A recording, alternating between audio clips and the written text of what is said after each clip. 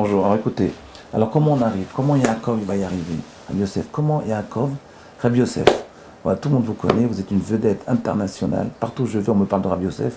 Alors, écoutez bien Rabbi Yosef, comment Yaakov Avinu, il va réussir pendant ce Vaïvatar Yaakov Levado, il va rentrer en lui-même et réfléchir comment je vais créer cette symbiose entre le monde du Tau et le monde du bon. Si vous voulez, qu'on crée cette symbiose entre l'idéologie de la Torah, des mitzvot, et le monde et l'ustensile qui va nous permettre de contenir cette lumière-là. Et que ça marche, ça n'explose pas, comme ça a explosé pendant tout le temps. Il y a eu plein de monde qui ont foiré à cause de ça. Comment ça marche? Vous savez comment? Eh bien, par la suite, Parashat Vaïchev. Vaïchev Yaakov Beret Megoré Aviv, Beret Kenaan. Yaakov il s'est assis, il s'est reposé. On le critique même pour ça. Tu ne veux pas te reposer. Ele Toldot Yaakov Yosef. Qui c'est qui va permettre la réalisation pratique de cette symbiose-là entre la lumière et le contenant? C'est un monsieur qui s'appelait non pas Rabbi Yosef, mais qui s'appelle Yosef Hatzadik. Joseph, pour les intimes. Écoutez bien, Rabbi Yosef, écoutez bien. Ele Tolot Yaakov, Yosef. Ben Shva Esre Shana, Yosef il avait 17 ans. Regardez, je vais vous montrer comment on arrive à cette symbiose-là. Ben Shva Esre Shana, Aya Roe et Echav Batson. Il était berger du troupeau de ses frères. C'était même pas son troupeau à lui, c'est le troupeau de ses frères. Il avait 17 ans. Veu Nahar, Bene et Bene Bila, Vet Bene Zilpa. Et il était Nahar, il était adolescent. Vous voyez ce qu'il dit Rachid? On en a parlé des centaines de fois sur Internet, ici, là, sur l'espace Torah Yosef. C'est qui Yosef? Yosef Hatzadik. Yosef, c'est lui, on dit Mashiach ben Yosef.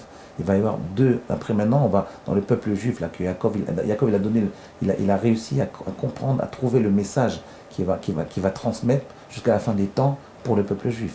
Donc, dans ce message-là, il y a deux pans, il y a deux facettes. Il y a la facette Mashiach ben Yosef, la facette Mashiach ben David. Là, maintenant, on va parler de la facette Mashiach ben Yosef. C'est quoi le premier pan? C'est Mashiach ben Yosef. Et de quoi, qu'est-ce qu'on nous raconte sur Yosef? On nous dit qu'il avait 17 ans, qu'il ressemblait à son père, qu'il étudiait avec son père, qu'il était à un niveau spirituel de connexion avec le divin énorme. Et qu'est-ce qu'on nous dit sur Rashi? Qu'est-ce qu'on nous dit sur Yosef Hatzadik? On nous dit qu'il avait 17 ans, il était Nahar. Rashi demande, mais s'il avait 17 ans, il était adolescent. S'il est adolescent, c'est qu'il avait 17 ans. Pourquoi cette redondance? Pourquoi cette répétition? Et regardez ce qu'il dit Rashi. Rashi dit quelque chose de très étonnant. Il dit, Veu Nahar, Shaya. Pourquoi on nous dit qu'il était adolescent? C'est la question de Rashi. Qu'est-ce qu'on a besoin de nous dire qu'il est adolescent alors qu'on vient de nous dire qu'il avait 17 ans? Rabbi Yosef. Mais on nous dit pourquoi? On nous dit, il faisait des actes d'adolescent, c'est-à-dire, metaken besearo, ou me mashmesh beinav, il a rangé ses cheveux, mais mashmesh beinav, il se mettait du ricil, kede shiyenira, il s'arrangeait les cheveux, et il s'arrangeait les yeux. Pourquoi? Kede shiyenira, il a fait pour paraître beau. Qu'est-ce que ça veut dire? Qu'est-ce qu'on a besoin de nous raconter que Yosef Hatzadik, il voulait paraître beau?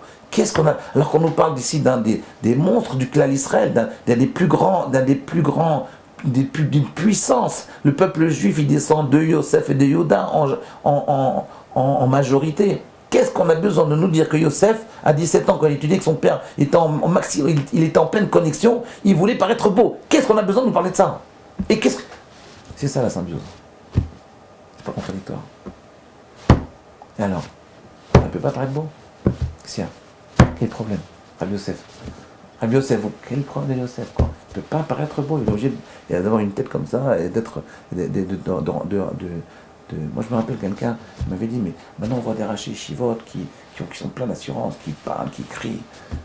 Mais avant, les rabbins au Maroc, à Meknes ou à Tunis, ils avaient un peu de barbe, ils rasaient les murs, ils passaient, ils parlaient jamais d'argent, ils étaient...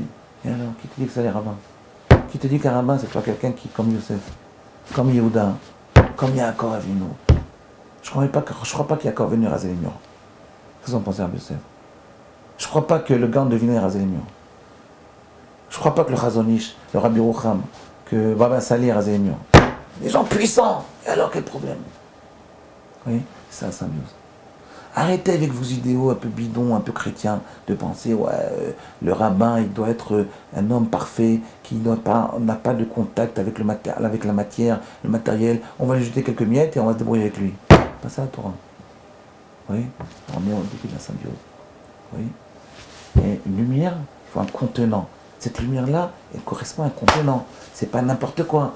La Torah, c'est pas on va étudier la Torah dans des trous à rats et on va les laisser là-bas s'enfouir et on va même pas penser à eux, on va leur jeter quelques miettes. C'est pas ça la Torah. On nous dit de Yosef Hatzadik, il s'arrangeait les cheveux, il s'arrangeait les yeux pour paraître beau, puissant. La Torah, c'est la puissance. La Torah, c'est pas seulement un idéal de spiritualité. C'est vrai, c'est ça. Mais il faut aussi qu'il soit dans un ustensile beau. Comprenez ce que je veux dire, Rabbi Yosef? Je ne sais pas si vous comprenez, Rabbi Yosef. C'est ça qu'il veut dire. C'est quoi les cheveux? On en a parlé une fois. Les cheveux, en fait, pourquoi il s'arrange les cheveux? Parce qu'en fait, il avait 17 ans. Et pourquoi il se touchait les cheveux? On m'avait expliqué, ça me rappelait une fois, on avait dit que vous tsotav tal-talim. Quelle est la symbolique des cheveux? C'est que les cheveux, en réalité, ils ne correspondent pas à une mitzvah en particulier. Que vous tsotav tal-talim, le Midrash, il dit tilim shalalachot. Les cheveux, ils représentent la couronne sur la tête de l'humain. La couronne, en réalité, Yosef Hatzadik, qui représente les gens qui étudient la Torah. La couronne, les cheveux, quand ils se touchent les cheveux, c'est qu'il met en valeur la couronne du peuple juif. C'est-à-dire que les jeunes à 17 ans, pourquoi ils aiment avoir les cheveux longs? Parce qu'ils veulent mettre en valeur les cheveux. Mais c'est quoi les cheveux? C'est quoi cette couronne? La couronne, en réalité, c'est une symbolique. C'est le symbole de la personnalité, de ce qui est dominant chez un jeune. Le jeune de 17 ans, de 18 ans, ce qui domine en lui, c'est cette envie de dépasser l'humain. C'est ça les cheveux. C'est une envie du dépassement de l'humain, d'être plus que ce qu'il est, de dépasser l'humain. C'est ça les cheveux, c'est la couronne. C'est quoi un roi? Un roi qui a une couronne. C'est quelqu'un qui dit, moi, je ne suis pas un homme, je suis au-dessus de l'homme. Je dépasse l'humain. Ben, tous les jeunes, ils ont cette tendance-là. Après, ça redescend. Pas chez les Talmidei Chachamim. Et chez tout le monde, ça redescend, mais pas chez les Talmidei Chachamim. Toujours avoir envie de dépasser l'humain. En réalité, c'est le rôle de tous les juifs. De dépasser l'humain. De faire sortir cette lumière à travers un ustensile, un contenant qui est adapté à eux. Chacun doit trouver un contenant qui est adapté à lui.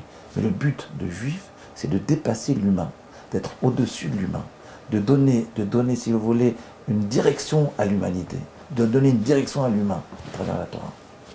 Oui, c'est ça la couronne, c'est ça les cheveux. Oui, si touche les cheveux, quoi? C'est des mises en pli, si vous faisiez. En réalité, c'est une symbolique. Les cheveux représentent l'envie de dépassement de l'humain. Et comme il avait envie de dépasser l'humain, alors il a pu réussir à devenir roi d'Égypte. Et rester dans le chemin de son père Yaakov. À demain.